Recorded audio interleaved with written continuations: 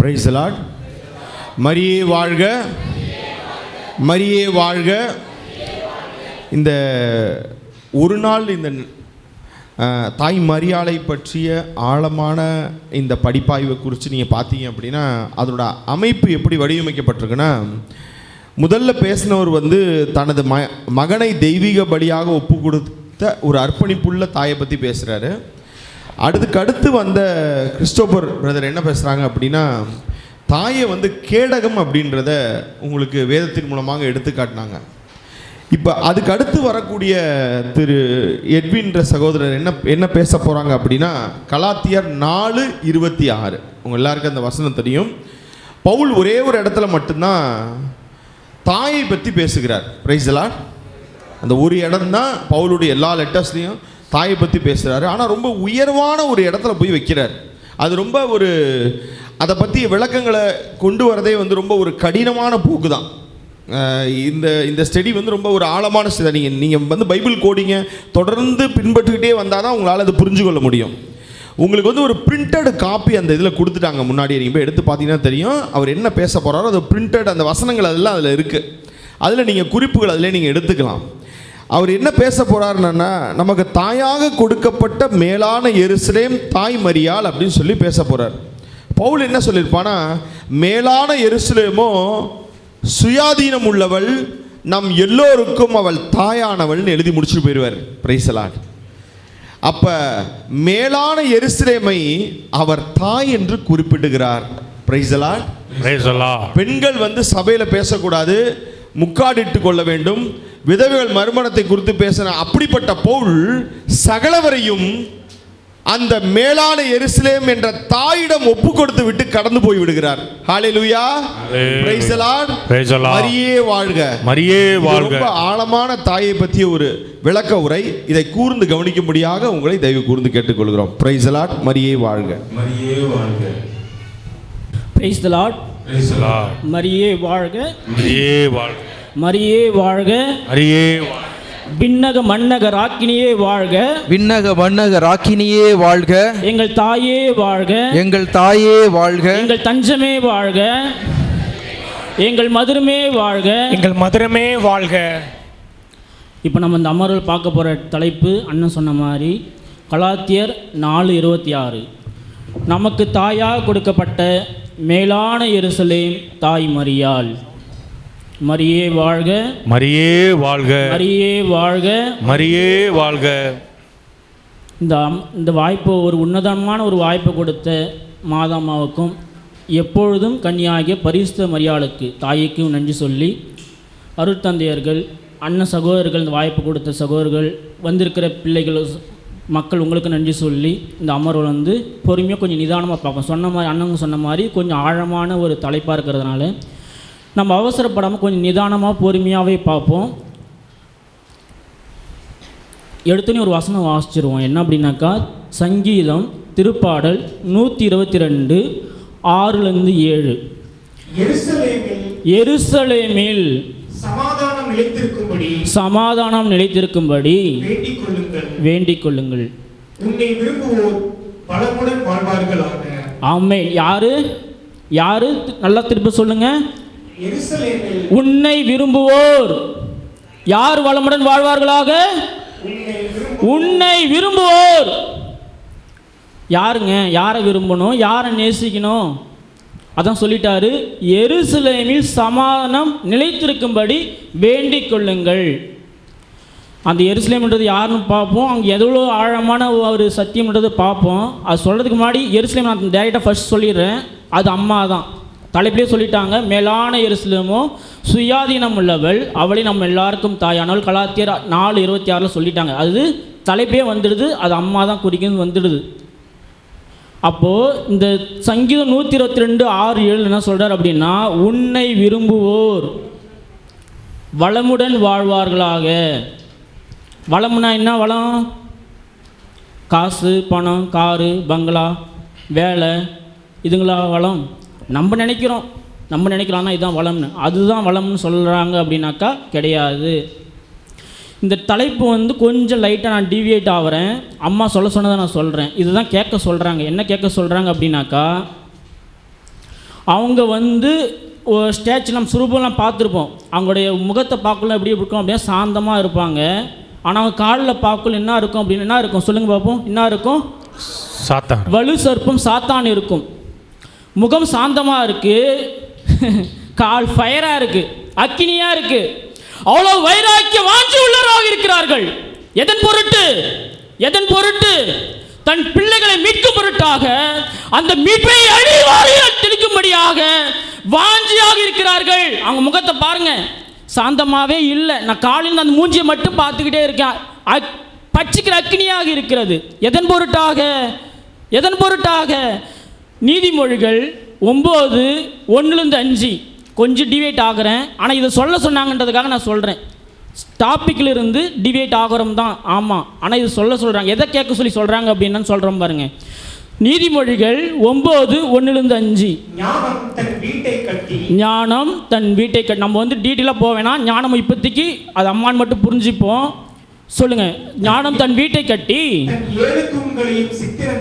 தன் 7 தூண்களையும் சித்திரைக்கு. இப்பயும் வந்து டீட்டெயிலாக போகல, அதுக்கு என்னன்னு ஒரு பிராக்கெட்டில் நோட் பண்ணிங்க. எசாயா 11:2 அந்த 7ன்றது என்னென்ன காரியம் சொல்லி சொல்லப்பட்டிருக்கு. எசாயா 11:2 நோட் பண்ணிங்க. வாசிங்களேன்.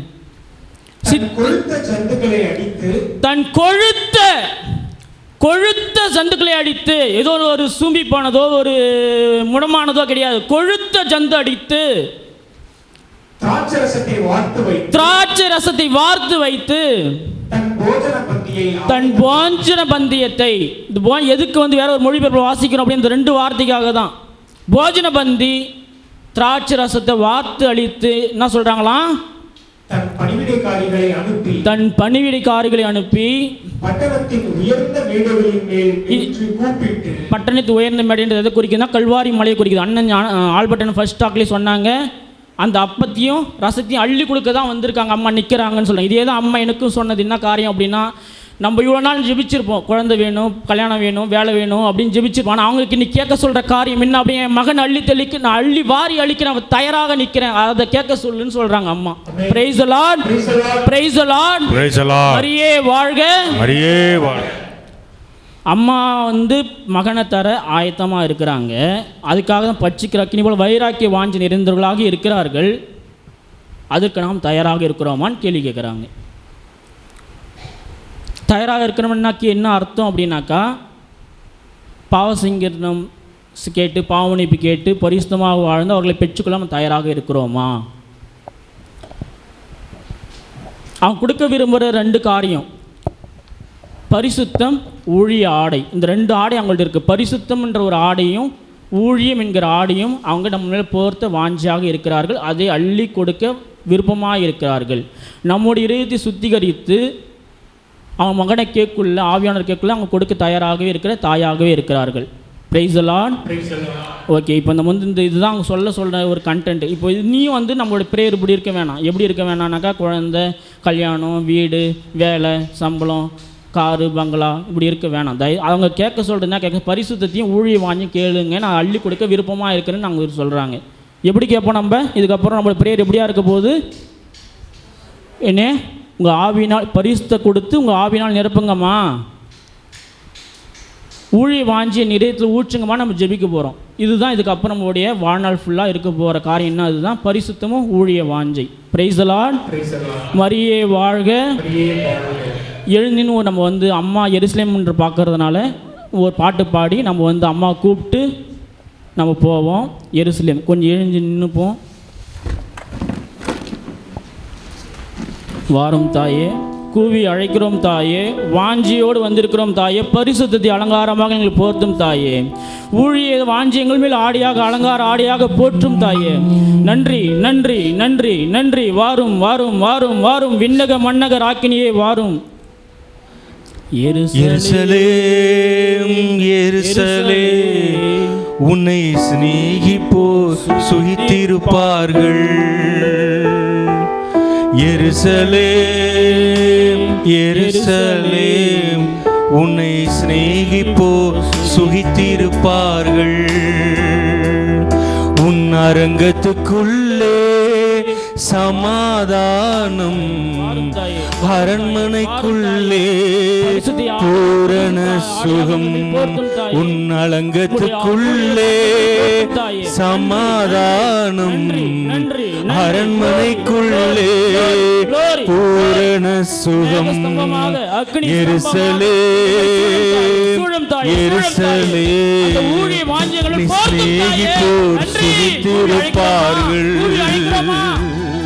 வாரும், உன் அரங்கத்துக்குள்ளே நன்றி, சமாதானம் நன்றி, நன்றி, நன்றி. அரண்மனைக்குள்ளே பூரண சுகம் உன் அரங்கத்துக்குள்ளே சமாதானம் அரண்மனைக்குள்ளே பூரண சுகம் எருசலே எருசலே சிநேகிப்போர் சுகித்திருப்பார்கள். பரிசுத்த தாகம், பரிசுத்த தாகம். கேளுங்க, கேளுங்க, கேளுங்க. என் இதயத்தை மாற்றும் தாயே. உங்களுக்கு நான் ஊழியம் செய்யட்டும் தாயே. நான் உங்களுக்கு பால் வந்து அடையட்டும் தாயே. நன்றி, நன்றி. கர்த்தர் உன்மேல் மனம் இறங்குகிறார், ஆதரவாய் எழுந்து நிற்கின்றார். கர்த்தர் உன்மேல் மனம் இறங்குகிறார், நன்றி, நன்றி. ஆதரவாய் எழுந்து நிற்கின்றார். தயை செய்யும் காலம் வந்தது, தயை செய்யும் காலம் வந்தது, குறித்த நேரமும் வந்துவிட்டது, குறித்த நேரமும் வந்துவிட்டது. விழித்தெழு சீயோனின் வல்லமை,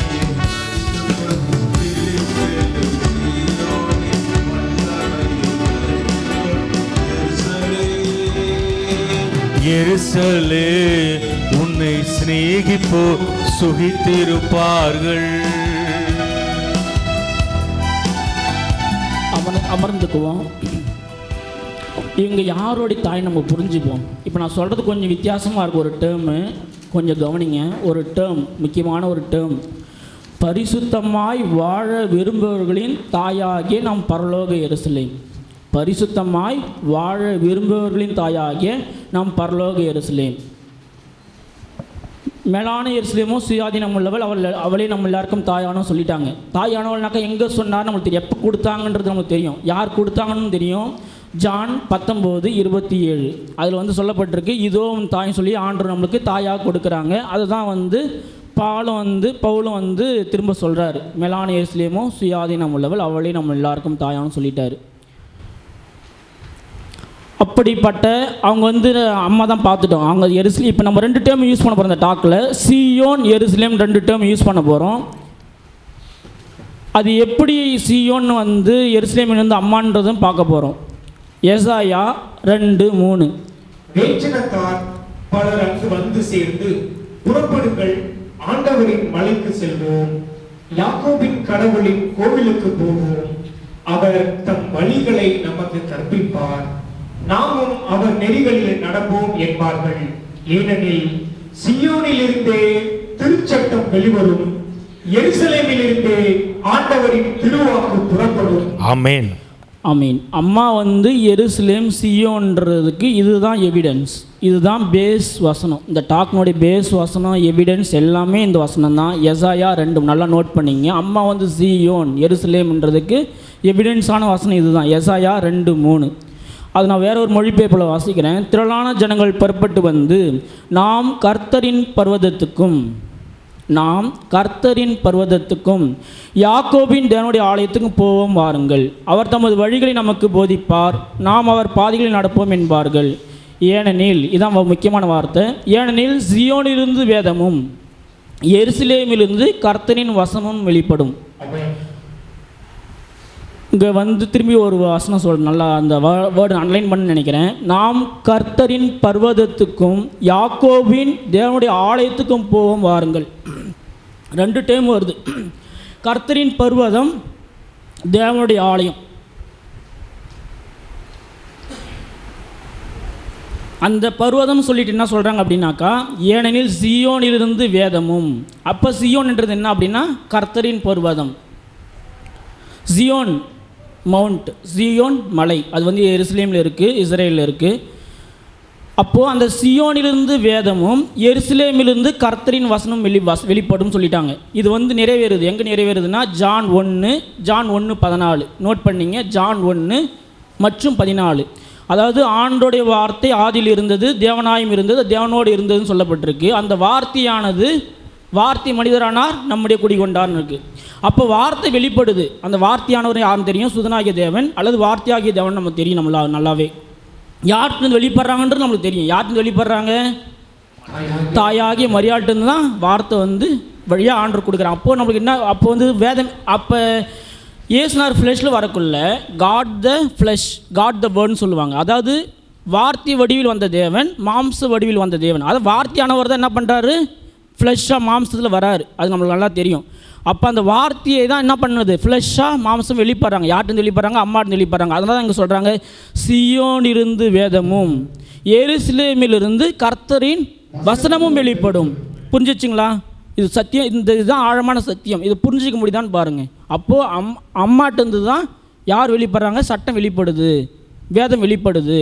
இல்லை 2 டேர்ம் கொடுத்துருக்காங்க, வேதம் வசனம். ஆண்டோடைய வார்த்தையை வந்து நம்ம காமனாக சொல்லிட்டு போயிடலாம்ல. ஏன் வந்து வேதனும் சொல்லியிருக்காங்க, வசனம் சொல்லியிருக்காங்க? இங்கே ஒரு ஆழமான ஒரு கேள்வி வருது. என்ன கேள்வி அப்படின்னா, ஏன் வேதம் சொல்லிவிட்டு வசனம் சொல்கிறாங்க அப்படின்னாக்கா, கிரீக்கில் வந்து 2 வேர்டு இருக்குது, லோகோஸ், ரேமா. கம்ப்ளீட் ஸ்கிரிப்சருக்கு மொத்த வேதம் இருக்குது பார்த்தீங்களா, அது வந்து வேதம். இப்போது ஏதோ ப்ராப்ளம் இருக்கேன், ஏதோ பிரச்சனை மாட்டியிருக்கேன் அப்படின்னா ஆண்டவர் நான் ஜெபிக்குள்ள ஒரு வசனம் கொடுப்பார், ரேமாவுக்கு. அது ரேமான்னு சொல்லுவாங்க. அந்த சூழ்நிலைக்கு ஏற்ற மாதிரி வசனம் கொடுப்பார். அது பேர் என்னது? வசனம். ரேமா, அதான் வசனம், ரேமா. கம்ப்ளீட் ஸ்கிரிப்சர் மொத்த வேதத்துக்கு பேர் என்னது? லோகோஸ். இது நல்லா ஞாபகம், கிரீக்கில் இருக்கிற டேர்ம். அதான் சொல்லியிருக்கு, ஏனெனில் சியோனிலிருந்து வேதமும் எருசலேமிலிருந்து கர்த்தரின் வசனம் வெளிப்படும். Price the Lord. யார்கிட்ட வெளிப்படுது? தாயாக மரியாளா, சியோனாகிய தாயாக மரியாள்கிட்ட வெளிப்படுது. Price the Lord. மரியே வாழ்க. அப்படிப்பட்டவங்களை வந்து அவ்வளோ பெரிய மீட்பின் திட்டத்தில் வந்து ஆண்டு வந்து அவ்வளோ பரிசுத்தமானது. எனக்கு சர்வல்லவர் அவர் தான் எல்லாமே அல்டிமேட். அப்படிப்பட்ட யார்கிட்ட வெளிப்படுறாங்க? அம்மாட்ட வெளிப்படுறாங்க. ஆனால் அவங்க வந்து எப்படி எடுத்துக்கிறாங்க நம்மளுக்கு நல்லா தெரியும். இந்த ஒரு வசனம் வந்து நான் கடைசியாக சொல்லலாம்னு நினச்சி இப்போயே சொல்கிறேன். ஏன் அப்படின்னாக்கா, அவங்களுக்கு வந்து மரியாதை செலுத்தலாமா, வணக்கம் செலுத்தலாமா, அவங்கள வந்து அப்படிலாம் நிறையா கேள்விகள் கேட்குறாங்க அம்மாவை பற்றி. ஆனால் அவங்களை எப்படிப்பட்டவங்க நமக்கு தெரியாமல் போயிடுது. அவர் சர்வ வல்லமையுள்ள தேவன் யார்கிட்ட வெளிப்படுறாங்க?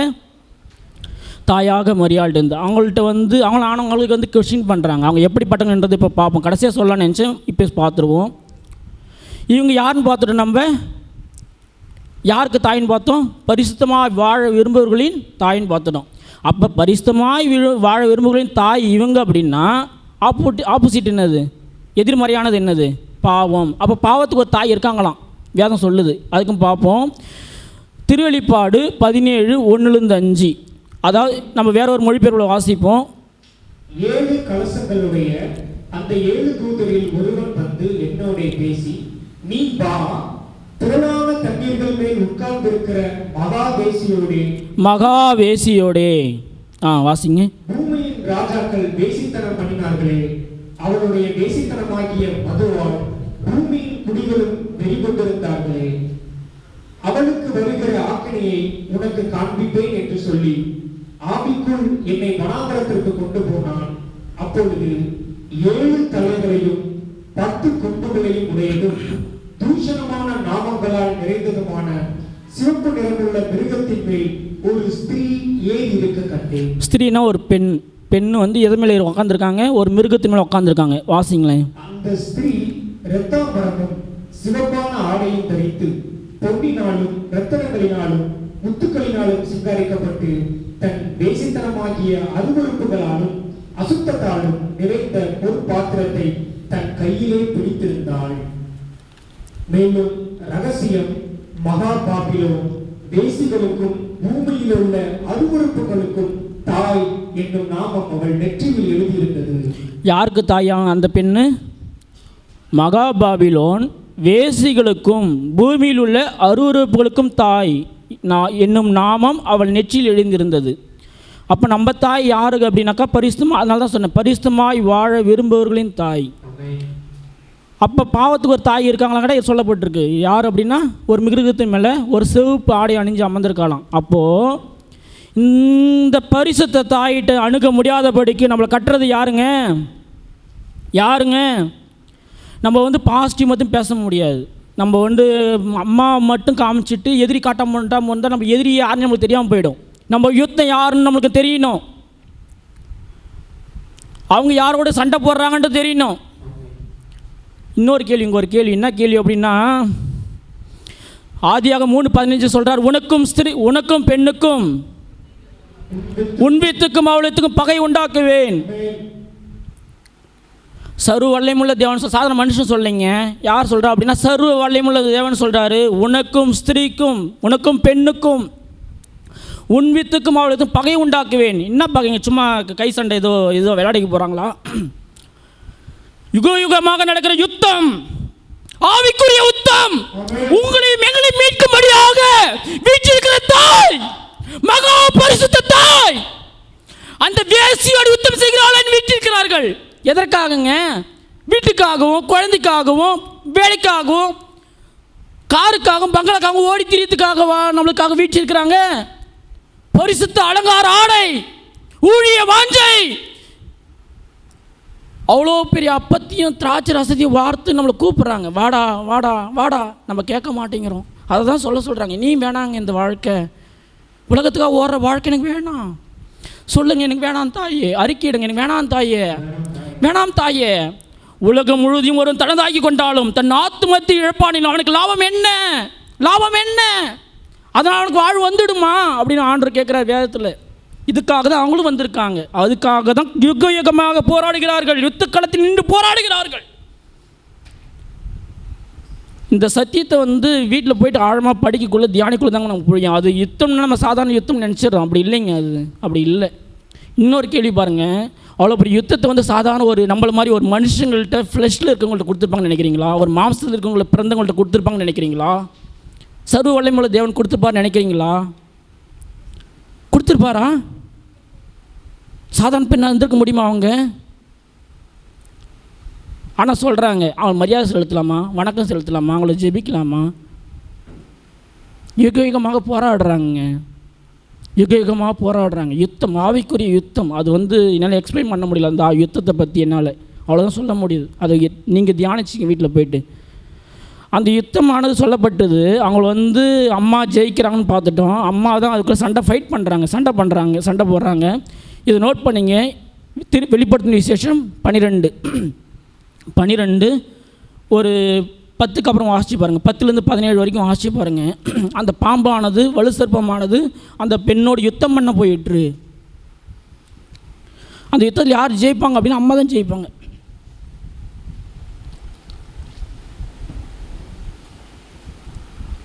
திருவெளிப்பாடு 12:17 மட்டும் வாசிங்களேன். வெளிப்படுத்தின திருவெளிப்பாடு 12:17. இதனால் அரக்கப்பாம்பு அப்பெண் மீது சினம் கொண்டு அவருடைய எஞ்சிய பிள்ளைகளோடு போர் தொடுக்க புறப்பட்டு சென்றது. சரிங்க. கடவுளுடைய கட்டளைகளை கடைபிடித்து இயேசுவுக்கு சான்று பகர்ந்தவர்கள். ஆமென். அந்த அரக்கப்பாம்புன்றது எது அப்படின்னா, ஆதாம் ஏவாளை ஏமாத்தின அந்த கார்டன் ஆஃப் ஈடன், அந்த ஏதேன் தோட்டத்தில் ஏமாத்தின வலு சிற்பம் தான். அப்போது அந்த வலு சிற்பத்தை அவங்க ஜெயிக்கிறாங்கன்னு பார்த்துட்டு, அதாவது அவருடைய சந்தையும் சொல்லியிருக்கலாம், இயேசுனாவுடைய சந்தையும் சொல்லியிருக்கலாம். ஏன் அவளுடைய சந்தையும் சொல்லப்பட்டிருக்கு? இங்கே இன்னொரு பின்னாடி சொல்லலான்னு நினச்சேன், இப்போயே சொல்லிடுறேன். ஏன் அவளுடைய சந்தையும் சொல்லப்பட்டிருக்கு? அவங்க யார்? அப்போ அவங்க எசாயா 62:10-11 ரொம்ப ரொம்ப ரொம்ப ரொம்ப ரொம்ப ரொம்ப முக்கியமான ஒரு வசனம். எசாயா 62:10-11 வாசிப்போம், சத்தமாக வாசிப்போம். செல்லுங்கள், வாயில்கள் வழியாக கடந்து செல்லுங்கள். கோச்சிக்கிடாதீங்க, இது வேற ஒரு மழை போய் வாசிப்போம், அது கொஞ்சம் ஆழமாக இருக்கும். வாசல்கள் வழியாய் பிரவேசியுங்கள், வாசல்கள் வழியாய் அங்கே வந்து கேட் ஆஃப் ஹெவன் ஒரு இடத்துல நம்ம பார்த்துருப்போம். அது வந்து இப்போ பேச முடியும். அங்கே வந்து பரலோகத்தின் வாசல் நம்ம தெரியும் நம்மளுக்கு. அது இப்போ டீட்டெயிலாக சொல்ல முடியாது. இப்போ இது மட்டும் மனசில் வச்சுங்க. அங்கே வந்து பரலோகத்தின் வாசல் மட்டும் புரிஞ்சுப்போம். பிரவேசியுங்கள், ஜனத்துக்கு வழியை செவ்வாய்ப்படுத்துங்கள், பாதையை உயர்த்துங்கள், அதிலுள்ள கற்களை பொறுக்கி போடுங்கள், ஜனங்களுக்காக கொடியை ஏற்றுங்கள். ஆமேன். எதை ஏற்ற சொல்கிறாரு? கொடியை ஏற்றுங்கள். Banner, flag. அந்த கொடி நம்ம எங்கே ஏற்றுறோம்? எங்கெங்கே ஏற்றுறோம்? வேளாங்கண்ணியில் ஏற்றுறோமா? வருதுங்களா? சர்வ வல்லமையுள்ள தேவன் வந்து இன்னொரு வசனங்கள் கோட் பண்ணி வசிச்சு முடிச்சுட்டு இன்னொரு வசனங்கள் கோட் பண்ணுறேன் பாருங்கள். எவ்வளோ அருமையாக இருக்கும் பாருங்கள். நம்மளுக்கு தெரிய மாட்டேங்குது, அவங்களோட சத்தியம் நம்மளுக்கு தெரிய மாட்டேங்குது. அவங்க எவ்வளோ வல்லமையுள்ள தாய், எவ்வளோ பரிசுத்தவாதி நம்மளுக்கு தெரிய மாட்டேங்குது. அடுத்த வசனம் வாசிங்களேன். இங்கே சரி கொடி ஏற்றுன்னு சொல்லிட்டாங்க. அது யாருக்கு, ஏன் இங்கே வந்து அம்மா கூட ரிலேட் பண்ணுறீங்கன்றது உங்களுக்கு ஒரு கேள்வி வரலாம். அடுத்த வசனம் வாசிங்களேன். நீங்கள் சீயோன் குமாரத்தியை நோக்கி இதோ உன் ரட்சிப்பு வருகிறது, இதோ அவர் செய்யும் பிரதிபலன் அவர் முன்பாகவும் வருகிறது என்று சொல்லுங்கள் என்று கர்த்தர் பூமியின் கடையாந்தரம் வரைக்கும் கூறுகிறார். மரியே வாழ்க, ஜனங்களுக்காக கொடி ஏற்றுங்க சொல்லிட்டு அடுத்து என்ன வார்த்தை வருது? சீயோன் குமாரத்தின்னு வருது. இங்கே ஒரு கேள்வி எனக்கு வருது. இது வந்து நல்லா ஆழம் மனசில் பதிய வச்சு. இங்கே ஒரு கேள்வி, என்ன கேள்வி அப்படின்னா, ஆழமாக பதிய வச்சிங்க, ரொம்ப ஆழமான சத்தியம். எக்ஸோடஸ், அதாவது விடுதலை பயணம் 34:14. இங்கே நான் சொல்லி வாசிக்க முடிஞ்சால் வாசிங்களேன். அவர் எப்படிப்பட்ட தேவன் அவர் சொல்கிறாருன்னு வாசிங்களேன். விடுதலை பயணம் 34:14.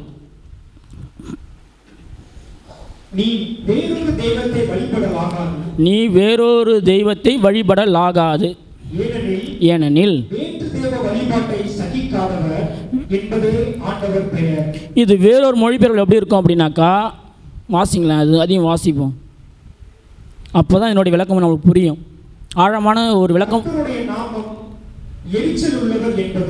அவர் வந்து எரிச்சல் உள்ள தேவன் சொல்கிறார். நான் எரிச்சல் உள்ள தேவன். எதன் பொருட்டு?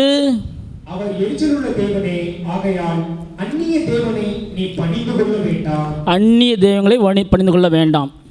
நான் எரிச்சல் உள்ள தேவன் சொல்லிட்டாரு. அந்நிய தெய்வங்களுக்கு மகிமை செலுத்தாதீங்க, வணங்காதீங்கன்னு சொல்லிட்டாரு. அப்படின்னா அர்த்தம் அப்படின்னா என் மகன் எனக்கு தான். இப்போ எங்கள் அப்பா இருக்கார். நான் பக்கத்து வீட்டு பிள்ளையை போயிட்டு பக்கத்து வீட்டு அப்பாவை போயிட்டு அப்பான்னு கூட ஏற்றுப்பாங்களே எங்கள் அப்பா? சந்தோஷப்படுவாங்கன்னு நினைக்கிறீங்களா? அங்கே வந்து வருத்தப்படுவாங்க. என்னடா நான் என் பிள்ளை வந்து பக்கத்து வீட்டுக்காரனை போயிட்டு அப்பான்னு கூப்பிடுங்க, வருத்தப்படுவாங்களா? மனசு நொந்து போக மாட்டாங்களா? அதை தான் அவர் சொல்கிறாரு. நானே உங்கள் தேவன், நீங்கள் என் சொந்த ஜனமாக இருப்போம் ஒரு இடத்துல சொல்லப்பட்டிருக்கு. அப்படிப்பட்ட தேவன் வந்து விக்கிரங்களுக்கு, அந்நிய தெய்வங்களுக்கு மகிமை செலுத்தாதீங்க, அவங்களை போய் தொழுது கொள்ளாதீங்க சொன்ன தேவன், அப்படின்னு சொன்ன தேவன் என்ன சொல்கிறாரு? ஜனங்களுக்காக கொடியை ஏற்றுங்கள்னு சொல்கிறாரு. எனக்கா கொடி ஏற்றுன்னு சொன்னாரா? பாருங்க, நான் தான் தேவன், என்னை தவிர வேற நீ வணங்காதீங்க சொல்கிற தேவன் வேற ஒருத்தருக்காக என்ன பண்ண சொல்கிறார்? கொடியை ஏற்றுங்கன்னு சொல்கிறார். தன்னுடைய மகிமையை கொடுக்கிறார். ஆமாம் இல்லைங்களா? கொடி ஏற்றுனா என்ன அர்த்தம்? மகிமை கொடுக்கிறார்னு அர்த்தம். சரி, அப்படி சொன்ன தேவன் மகிமை கொடுக்க சொல்கிறார் அப்படின்னா அப்போ அவங்க யாராக இருப்பாங்க? ஆமென். இதான் கேள்வி.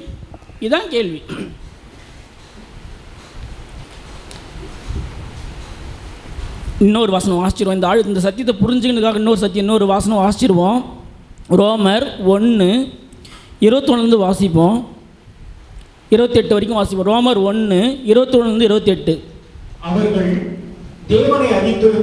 தேவனை அறிந்திருந்தும்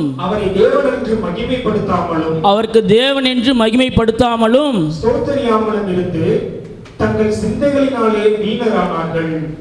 உணர்வில்லாத அவர்களுடைய இருதயம் இருள் அடைந்தது. ஆமென். அவர்கள் தங்களை ஞானிகள் என்று சொல்லியும் பைத்தியக்காரராகி அழிவில்லாத தேவனுடைய மகிமையை அழிவுள்ள மனுஷர்கள், பறவைகள், மிருகங்கள், ஊரும் பிராணிகள் ஆகிய இவைகளுடைய ரூபங்களுக்கு ஒப்பாக மாற்றினார்கள். யாருக்கு மகிமை தந்ததால? மனுஷங்க, ஊரும் பிராணிங்க, அந்நிய தெய்வத்துக்கு மகிமை செலுத்துறாங்க.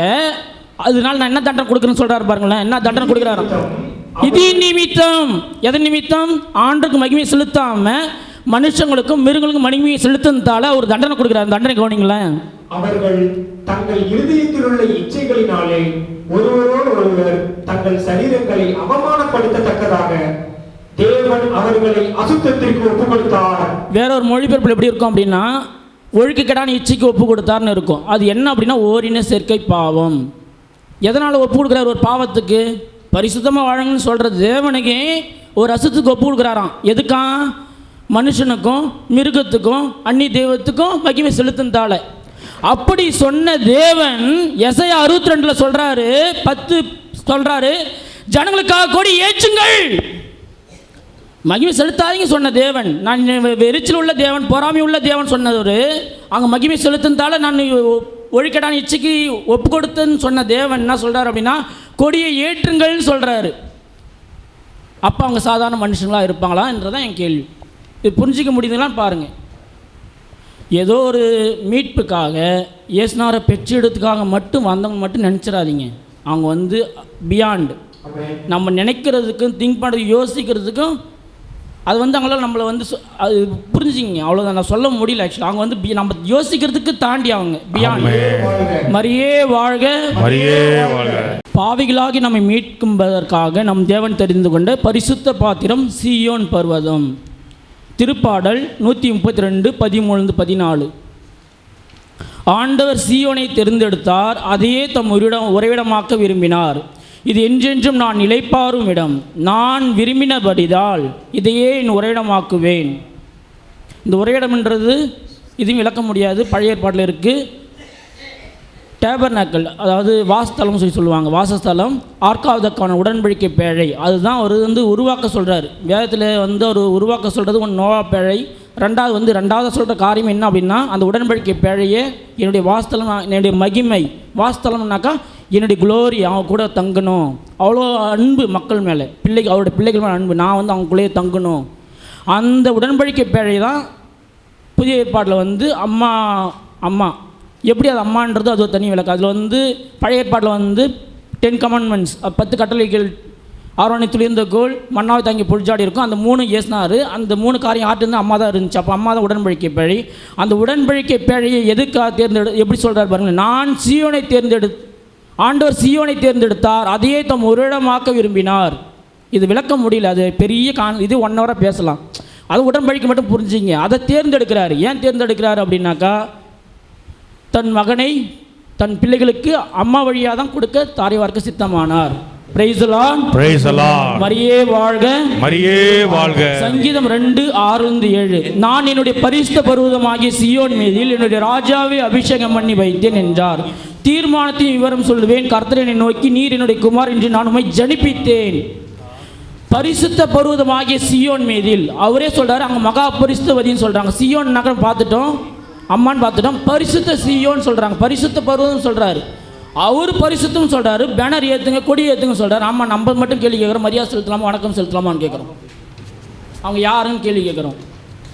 இன்னொன்று கேள்வி, காலைல அண்ணன் கூட பேசிக்கொள்ள ஒரு ஆண்டு ஒன்று சொல்லி கொடுத்தாரு. என்ன சொன்னார் அப்படின்னாக்கா, பிள்ளை என்றும் வாழ நல்லது எல்லாம் தருவார்.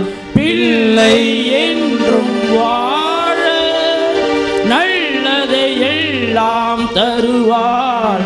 ஆண்டு கொடுத்த வீடு நல்லா இருக்கும், ஆண்டு கொடுத்த பொண்டாட்டி நல்லா இருக்கும், ஆண்டு கொடுத்த பிள்ளை நல்லா ஆசீர்வாதம், ஆண்டு கொடுத்த வேலை ஆசீர்வாதம், ஆண்டு கொடுத்த தாய் மட்டும் பேயாகும். ஆண்டு கொடுத்தாரு, ஆண்டு கொடுத்த பிளெஸிங் பிளெஸிங் பிளெஸிங், பணம் பிளெஸிங் பிளெஸிங் பிளெஸிங். எப்படிங்க அவர் தாரை வார்த்தை கொடுத்த தாய் எப்படிங்க தப்பா போகும்? புரிஞ்சுக்கிங்க, புரிஞ்சுக்கிங்க. கட்டி வைக்கிறான் சாத்தான். இது வந்து புரியாதபடி கட்டி வைக்கிறான். இன்னைக்கு ஆண்டு வந்து இது உடைக்கிறாரு. மரியே வாழ்க, மரியே வாழ்க. பிள்ளை என்றும் வாழ நல்லது எல்லாம் தருவார். பிள்ளை என்றும் வாழ நல்லது எல்லாம் தருவார். புரிஞ்சுக்கிங்க, புரிஞ்சுக்கிங்க. தாய்க்கு இருக்கிற மிருத்துவராக அழைக்கிறார். அழைக்கிறாங்க. ஆமென். அந்த அப்பத்தையும் திராட்சையும் வார்த்து அழைக்கிறாங்க. பரிசுத்தத்தை வாஞ்சிங்க, ஊழியம் வாஞ்சிங்க, கேளுங்க கேளுங்க கேளுங்க, அவர் கொடுக்கவே விருப்பமா இருக்காங்க. ஆமென். இதுதாங்க ஊழியம். காசு பண ஊழியம் கிடையாதுங்க, அது வாழ்வும் கிடையாதுங்க. புரிஞ்சுக்கிங்க. இதுக்காக தாங்க தாரை வார்த்து கொடுக்குறாங்க. அந்த உயர்ந்த பட்டணத்தில் அப்பத்தையும் திராட்சையும் வார்த்து வைத்து கதறுகிறார்கள். Praise the Lord. அருள் நிறைந்த மரியே வாழ்க. கர்த்தர் ஆண்டவரும் உடனே பெண்களுக்குள் ஆசீர்வதிக்கப்பட்டவள் நீரே. உம்முடைய திருவயிற்றின் கனியாகிய இயேசுவும் ஆசீர்வதிக்கப்பட்டவரே. புனித மரியே, இயேசுவுடைய மாதாவே, பாவிகளாய் இருக்கிற எங்களுக்காக இப்பொழுதும் எங்கள் இறப்பின் வேளையில் வேண்டிக் கொள்ளும். ஆமென். பிதாசுவின் பரிசுத்த பெயராலே ஆமென். ஆமென். மரியே வாழ்க. மரியே வாழ்க.